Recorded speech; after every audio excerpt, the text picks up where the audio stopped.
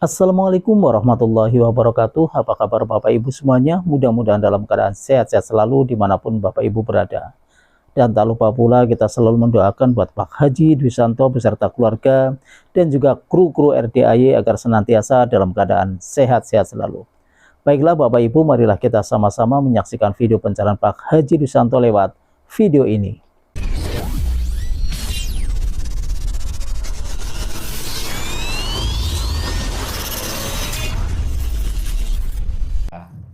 Orang masuk milih sendiri atau milih sendiri. Oh, oke. Udah berapa lama? Udah ini sudah ada 3 tahun. Ya 2 tahun lebih lah. Sebelumnya apa? Sebelum minimarket itu? Saya ikut kegiatan proyek pengadaan barang dari pemerintah. Oh iya. Udah nggak dilanjutin lagi? Kenapa? Proyek pengadaan barang udah nggak dilanjutin lagi? Sudah tetap sekarang cuman yang biasanya itu kegiatan yang di provinsi, cuman 1 tahun ini sudah berkurang, tidak ada, sudah tidak ada 2 tahun ini. Oh. Kemudian makanya saya buka minimarket itu. Iya. Kemudian saya ikut kegiatan di kabupaten. Itu. Bidangnya apa? Pengadaan barang juga. Oh masih Pengadaan barang. Cuman ini ada kendala. Jadi mulai bulan Agustus kemarin. Kendalanya apa? Kendalanya itu ada sesuatu yang mungkin akhirnya kami tidak dipakai. Oh.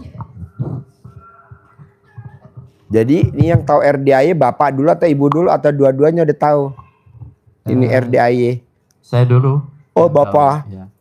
Setelah itu ibu. Oh iya. Itu. Jadi sekarang nih maksain dari mana? Bojonegoro, mana? Probolinggo. Ya. Nah maksain dari Probolinggo. Jadi apa maksain hajatnya ibu?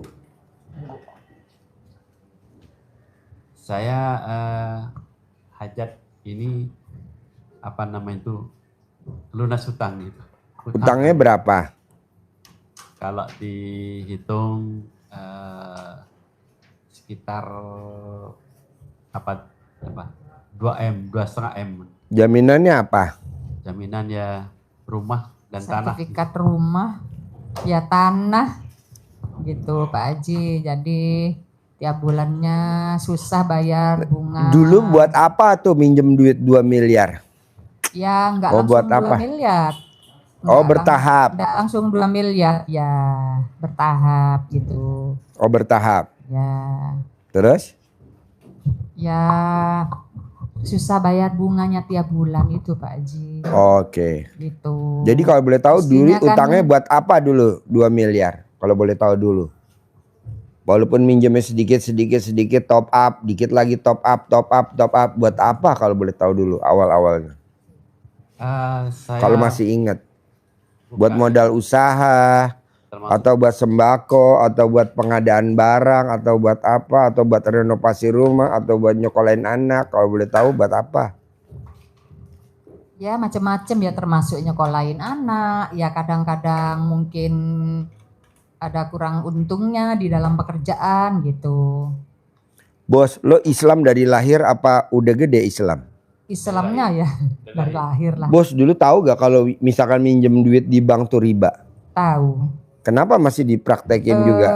Terpaksa Pak Haji. Oh jangan. Nanti Karena kalau riba tuh, kalau ibu nanti meraktekin riba, ya. Itu seperti berjinah sama bapak kandung. Kalau bapak berjinah sama ibu kandung. Begitu juga utang. Utang kalau nggak bisa lunas, seperti itu juga. Seperti berzina juga, tuh hukumannya begitu. Dan orang yang punya hutang kalau nggak bisa bayar, dia tidak akan mencium baunya surga. Ngeri sedap. Ngeri sedap. Dan tapi ini karena udah populer seluruh dunia, seluruh Indonesia, jadi semuanya udah begitu. Tapi nggak apa-apa, maunya kita kan. Nah karena kita sekarang udah tahu, paksa bos kalau bisa lunas. Gimana caranya Pak Haji? 10 jangan dilanggar. Bangun jam 00 wajib, senyum, mandi pakai pandan 9 lembar, tahajud, baca Quran 12 juz, sedekah subuh nggak boleh bolong, sedekah Jumat barokah nggak boleh bolong, sholat ba'diyah qobliyah nggak boleh bolong, sholat taubat nggak boleh bolong. Tuh yang tadi di kertas tuh sifat 18 nggak boleh ada. Kalau ini nggak dikerjain, utang nggak bakal lunas. Cuman ini aja, iya ini aja. Tapi saya nggak bisa Pak Haji semuanya. Yang mana yang bisa? Tapi harus mulainya dari jam 00. Jadi namanya nyolong waktu, nyolong star. Bisa gak Pak Haji baca Quran habis maghrib? Nggak boleh. Boleh gak Pak Haji baca Quran habis sholat subuh? Nggak boleh. Harus jam 00. Kalau enggak, utangnya nggak bakal lunas. Kalau nggak lunas, nggak nyium baunya surga. Percuma Bapak hidup sama Ibu, udah hidup, udah susah, matinya susah. Paksain. Terus apa lagi? Apa lagi? Ini lagi, Haji. Saya mau buat dapur sehat itu. Jadi dari usaha yang mungkin pengadaan barang mungkin seperti ini, saya beralih mau ini untuk usaha makan gizi gratis. Pertanyaan nih.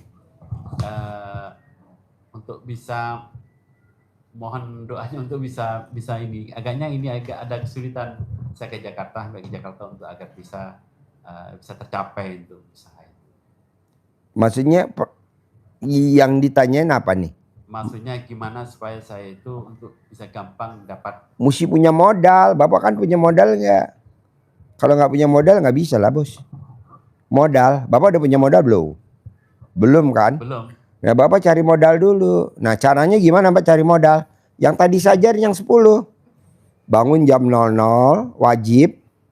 Senyum wajib. Mandi wajib. Kelas 9 lembar. Tahajud wajib. Baca Quran wajib. Sedekah subuh, sedekah Jumat, sholat taubat, sholat ba'diyah. Itu tadi yang sifat 18 nggak boleh ada. Itu doang. Iya. Sulit. Enggak lah. Kan bonus pasti cair. Atau saya kasih tunai Bapak 10 miliar buat modal Bapak bikin dapur gizi gratis 10 miliar. Cukup gak? Gak cukup. Ya udah saya kasih 20 miliar. Gak cukup. Ya udah gua kasih 30 miliar. Yang penting kerjain dulu tuh ilmunya dulu. Ilmunya Allah itu. Bangun jam 00 maksa. Harus maksa Pak. Kalau nggak maksa nggak bisa. Kayak anak SD. Diajarin kita bentak-bentak anak kita. Tapi kan pinter sekarang. Orang tua kita, coba Bapak lihat. Orang tua Bapak, orang tua saya ya. Nenek saya. Zaman dulu prihatin Pak. Kalau malam tuh baca Quran dia. Baca Quran. Anaknya semua jadi orang. Nggak ada yang nggak. Tapi anak sekarang. Punya anak 1. Cucu lah. Punya anak 1. Atau 2 lah. Nggak ada yang jadi orang Pak. Bergajulan. Kenapa? Karena ibunya nggak pernah baca Quran. Ibunya malah olahraga padel. Olahraga padel. Boleh dia sekolahnya di sekolah Islam. Tapi padel. Baca Quran. Nggak sempet. Walaupun sering ngaji kajian nggak ada yang baca Quran. Jam 00 tidur. Tapi zaman dulu, zaman nenek kita, kakek kita. Itu dia maksa baca Quran. 2, dia sedekah. Zaman nenek saya. Karena seorang Jawa. Ada yang namanya beras jimpitan. Jadi kalau habis asar kita gerak beras segenggam. Nanti diambil sama petugasnya. Kalau di Jawa Barat namanya beras perelek. Nah kalau sekarang ada namanya di KDM Jawa Barat sedekah 1000. Kalau zaman kita udah nggak ada bos. Makanya kita banyak aja musibah. Di mana-mana orang kelilit utang. Mau pinjol. Mau judol. Judi online, mau bank bank harian. Kalau zaman dulu nggak ada. Kenapa? Karena udah dijagain sama beras itu, beras sedekah. Namanya beras parelek kalau yang bahasa Sunda. Kalau orang Jawa namanya beras jimpitan. Kalau sekarang baru digerakin nama Pak KDM karena dia baru jadi gubernur, sedekah 1000. Nah kita paksa tuh Pak sedekah subuh supaya ibu nanti utangnya lunas. Tapi saya nggak setuju. Kalau Catat 10 tadi, Pak Haji. bangun jam 00, 0, senyum, senyum, mandi, mandi, tahajud, baca Quran, sedekah subuh nggak boleh bolong, sedekah Jumat barokah nggak boleh bolong, sholat ba'diyah qobliyah nggak boleh bolong, sholat tobat nggak boleh bolong, sifat 18 nggak boleh ada, nggak boleh bolong. Jadi semuanya wajib tuh Pak.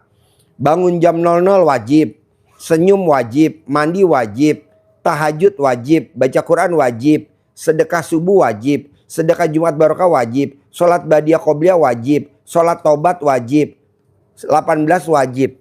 Pak Haji kenapa sih diwajibin? Karena kita lagi punya hajat. Kalau nggak hajat mah ngapain wajib? Kayak ba'diyah qobliyah nggak wajib. Tapi kalau kita lagi punya hajat wajib. Bedanya apa Pak Haji kalau orang sholat ba'diyah qobliyah sama nggak sholat ba'diyah qobliyah? Beda. Orang yang sholat ba'diyah qobliyah motornya pasti tunai, mobilnya pasti tunai, rumahnya pasti tunai. Kalau kita punya pasangan hidup pasti tunai. Tapi kalau kita ba'diyah qobliyah nggak dikerjain, motor cicilan, mobil cicilan, rumah cicilan. Ini yang repot nih, pasangan hidup cicilan. Kok pasangan hidup cicilan? Pasangan hidup cicilan tuh pada saat kita pulang diinterogasi sama pasangan hidup. Kalau ibu pulang ditanya sama bapak, dari mana, tadi ketemu siapa, tadi gimana. Kalau bapak pulang ditanya sama ibu, tadi dari mana Pak, tadi sama siapa Pak, tadi gimana. Nah itu namanya pasangan hidup cicilan. Pengen tahu, kepo, pasangan hidup kepo. Nah jangan. Jadi gimana dong Pak Haji? Ya tadi sholat ba'diyah qobliyah jangan bolong. Coba ibu lihat deh. Hampir semua masyarakat di Indonesia sholat ba'diyah qobliyahnya pada bolong. Kebanyakan wajibnya aja. Dan ibu bisa lihat. Hampir masyarakat Indonesia rumahnya semuanya nyicil. Yang nggak nyicil pun jadi nyicil. Sertifikat lah disekolahin. Kedua, rumahnya kecil-kecil. Tipe 21. Tipe 36, tipe 45, tipe 50. Kecil-kecil. Nih yang repot lagi nih. Tembok sama tembok tetangga dempet. Emang ada rumah tembok sama tembok dempet? Ya nggak ada lah. Namanya rumah ya jauh-jauhan dong. Karena kecilnya. Karena dia sholat ba'diyah qobliyah nggak pernah dikerjain. Nggak boleh. Sholat ba'diyah qobliyah wajib. Ibarat burung tuh sayap. Nah karena Bapak udah tahu ilmunya saya, ilmu RDAY, coba Pak praktekin. Jadi nggak usah anak, nggak usah. Saya juga gitu, saya aja anak ntar aja biarin, terima beres lah dia. Nanti kalau dia tanya kok Papa begini-begini, karena Papa meraktekin ilmu ini, akhirnya anak ngikut. Daripada disuruh, kamu mesti bangun jam 00, enak-enaknya waktunya tidur, kata dia gitu. Oh ya udah kita aja deh. Jadi paksain Bu bangun jam 00. Jadi orang dulu, neneknya ibu, nenek bapak atau nenek saya atau neneknya itu bangun sebelum azan subuh. Bangun sebelum azan subuh. Jadi sebelum azan dia udah bangun, udah mandi, udah keramas, udah seritan, hordeng udah dibuka. Kalau sekarang bangunnya siang jam 5, jam 6. Ama ada kayak bangun jam 5? Nggak ada. Zaman dulu tahajud tuh wajib Pak. Kalau sekarang enggak. Kalau lagi punya masalah aja tahajud. Kalau nggak punya masalah ya nggak tahajud. Gitu.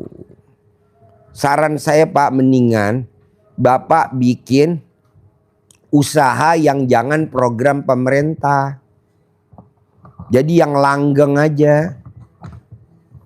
Nanti Bapak udah bangun, udah mahal-mahal. Nanti kalau ganti pemerintahan, ganti kebijaksanaan. Nanti ada.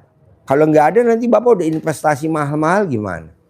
Udahlah, yang langgeng aja. Apa tuh? Kos-kosan. Bikin di kampus. Kos-kosan di dekat perkantoran. Saya kan nggak punya uang Pak Haji. Lah itu tadi praktekin ilmunya RDAY itu. Kan cair 10 miliar. Nah nanti Bapak bikin kos-kosan di kantor. segitiga emas, Kuningan atau di mana, di Sunter yang ada pabrik, Honda, atau di mana Sumur Batu.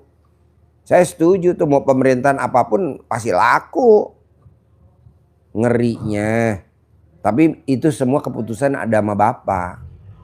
Saran saya bikin kos-kosan, kampus di IPB bikin kos-kosan, kan itu langgeng Pak. Mau pemerintahan siapapun kan kampus tetap berdiri kan. Nah kalau program pemerintah itu ngerinya kalau pemerintah baru lagi nanti dirubah. Contohnya apa? Zaman dulu kita kecil itu namanya Departemen Tenaga Kerja. Sekarang nggak ada departemen, adanya kementerian. Ya betul. Dulu adanya Departemen Sosial, ada lagi presiden siapa, departemennya dibubarin, nggak ada ya. Dulu kan ada Departemen Sosial, nggak ada terus bubar. Sekarang ada lagi ya.